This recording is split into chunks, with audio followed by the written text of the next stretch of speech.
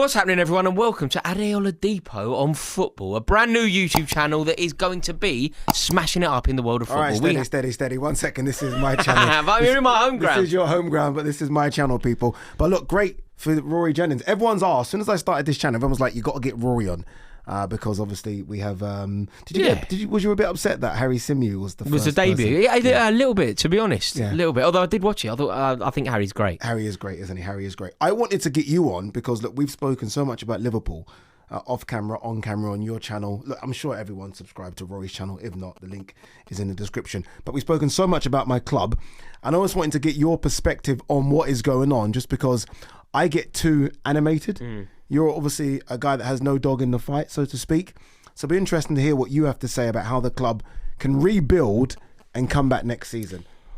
Is it a lot? Yeah, I think. Is it a big surgery? I don't think it's huge. I think part of what's happened, and look, it's very easy to say this after the fact. I didn't think this at the time. I thought Liverpool were going to walk to the league. I thought Liverpool were going to retain the league at the minimum. And I can't say for a second that I thought it was going to go this way. Yeah. But what I do think is now clear is that Liverpool are in transition. Okay. They're in transition. They didn't expect to be in transition. Perhaps they shouldn't be in transition. They won the league. They didn't need to have the Galactico summer that they had. I can understand why they did it. It felt like the right move at the time, but ultimately it has caused them problems. All those signings felt right. Obviously overly priced, and that's just down to the club, right? That's down to the owners of the club getting it wrong. But all the signings felt like, okay, that makes sense. Frimpong kind of makes sense. You're not going to swerve on Isak regardless of the price you're going to get him. Wirtz, a world beater, right? I mean, so good in the Bundesliga for Bayer Leverkusen. They all felt like, okay, they made sense. There is one that didn't, though. Go on. But nothing makes sense if you're not going to sign Gahey. Oh, okay. I would argue that every single signing that was made probably in terms of priority order ahead of Mark Gahey. That is now clearly a mistake. I didn't think it was a mistake at the time. I rated Konate. I felt like Liverpool were going to be absolutely fine at the back. But I don't work for Liverpool. Somebody needed to look at the situation at the back, realise that Joe Gomez is kind of perennially injured. All the time. Realise that Konate has it in him to have a shocker. Yeah. And go and sign England's best centre-half, Mark Gahey, who wanted to go. And by the way, I mean, you just got to break the bank and just get him off Crystal Palace forever.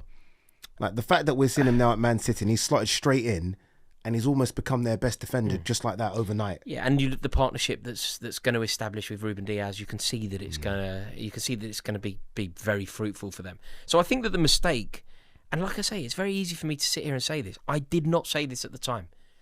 I agreed. I thought Ekitike, brilliant. You know, it was all glamour. It was all exciting. But somebody more intelligent than me, and there's a lot of people about with that credential, somebody needed to go. You get Wirtz in, marquee signing, right? Florian Wirtz. Yeah. Now we get Ekitike. Now we get not in that order. Someone needs to go. You get Wirtz in, right? Now it's about the back line. Now it's about the stability. Now it's about making sure that we are.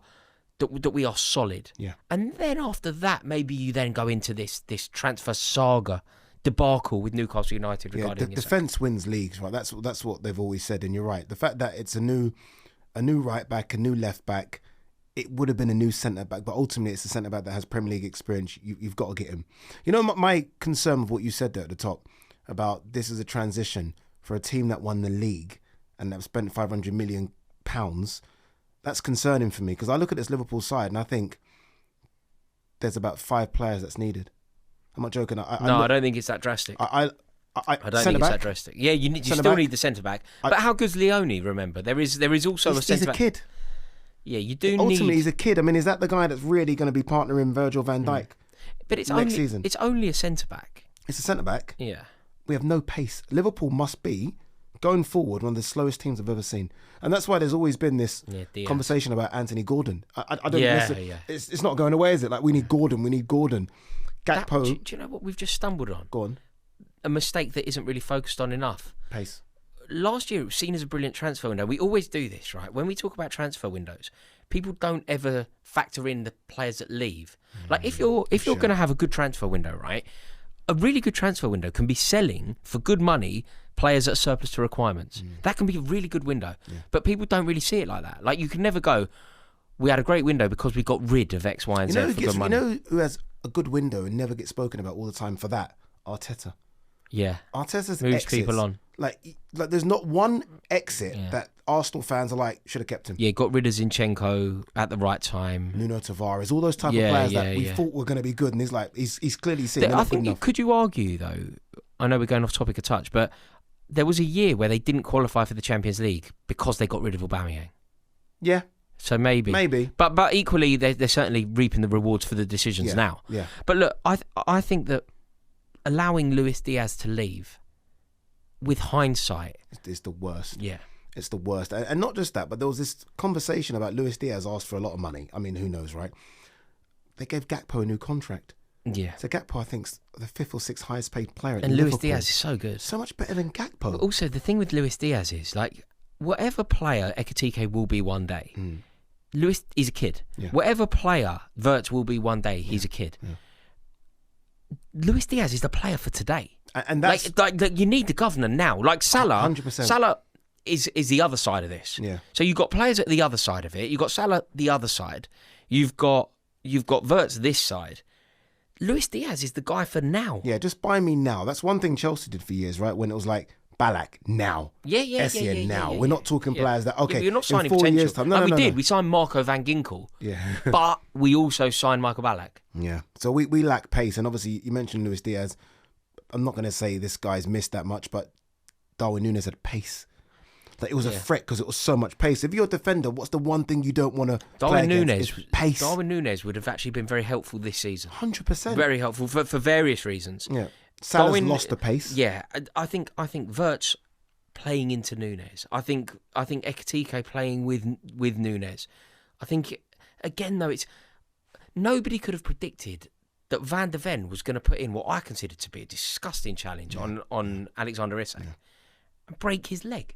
Like, you can't not. I don't know, man. Like, or maybe you can. Maybe you need to have.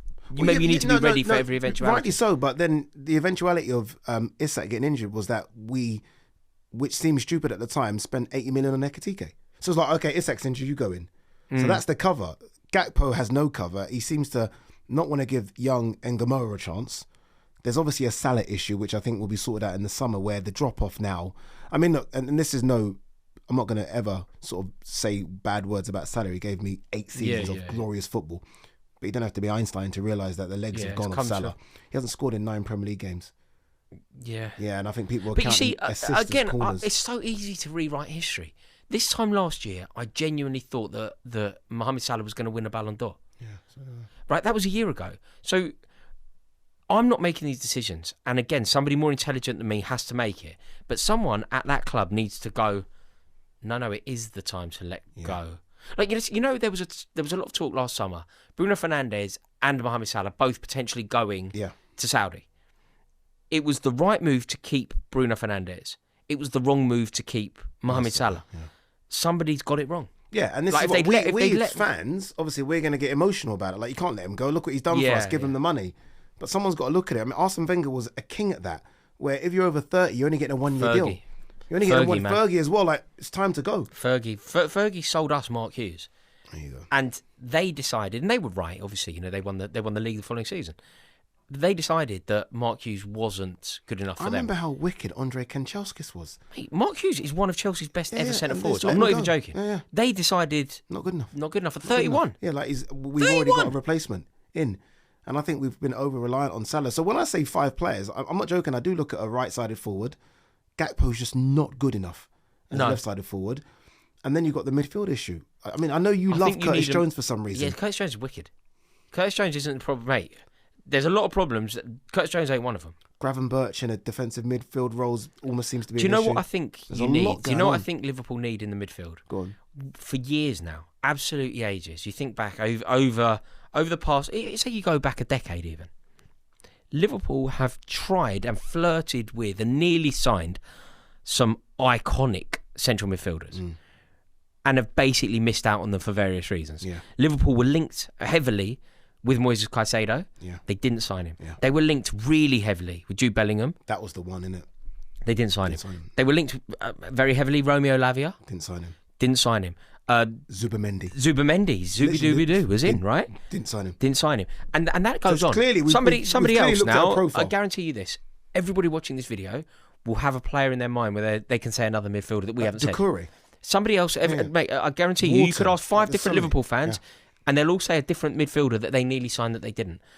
And the one that they did, when they kind of broke the mould and actually went out and signed what was supposed to be a superstar, didn't work. That Thiago Alcantara. Yeah. Didn't work at all, right? It was not very good. So, not very good for you. Okay. Good player, Bayern, right? Okay. I think that the time is probably now where you just need to... I don't know who the answer is. At one point, people were talking about Baleba. I mean, Adam Wharton is the obvious go-to here. Yeah. Do you know who I think is mustard? What, Anderson? Yeah. I think he's mustard. The numbers are just ridiculous. And look, we as fans shouldn't get carried away with that. It's not us, is it? No, really? he's mustard. I mean, 100 million. No, but I think you should just go and pay. I don't care about the money really because I think it's absolutely ludicrous and it is what it is, okay? And I don't have strong opinions on it. It's not my money. But whatever player Liverpool decide they need in the middle, if they think Wharton is the elevation, or Anderson, or Baleba, or is there anyone else like Tonali maybe? Yeah. Just go and get them. Just go. This is what I said. So at the start, I said 5, and you were saying no, that's 5. No, but I'm not saying 5. You're saying I said if Liverpool next transfer. So you just think centre midfielder? I think centre midfielder, centre back. I think a centre back, centre midfielder, and Salah, and Gakpo. No, I wouldn't say you need to replace Gakpo. I think a front line of Hugo Ekitike, Alexander Isak +1. There's other players in there. Yeah. Like, I think Gakpo's good enough to play as the 3rd best striker in a team. I don't think he's good enough to start. Maybe, but basically, I just don't know how we've gone from winning the league to open heart surgery. Yeah, I just find it crazy because what you're basically saying and what I'm saying is there needs to be an outlay of about another 300 million in the summer. No, I don't think that. I really don't think it's as drastic as that. I think what you need to do is spend big money, like proper money, whatever it costs, on whoever you decide it is. Like in my opinion, it's Elliot Anderson. I think he's brilliant. I really do. Ain't not Liverpool really need, and Liverpool fans don't want to have this conversation. What they really need to think about: Virgil van Dijk's 35 soon. Yeah. And that's frightening to think. Maybe it's 2 players. Maybe it's frightening. Do you know what? See, this is why missing out on Gahey was so bad, mate. Because he was cheap as well. Yeah, he was cheap. Cheap as chips. Cheap as chips. Rory Jennings, thank you, mate. It's my debut. This is it. Thank you very much. The link for each channel's in the description. Not that you guys thank you very much. need to, but no, honestly, guys, thank you. I'm coming here. Thank you so much, guys, for watching the channel. Obviously, look. This is me now doing a football thing as opposed to a boxing thing. And we are going to collab on loads more with loads more special people like Rory Jennings, like Robbie Lyle, like all the guys that you know are kings in this football space. More importantly, please hit that subscribe button. Let's grow together, people. Loads more content coming your way.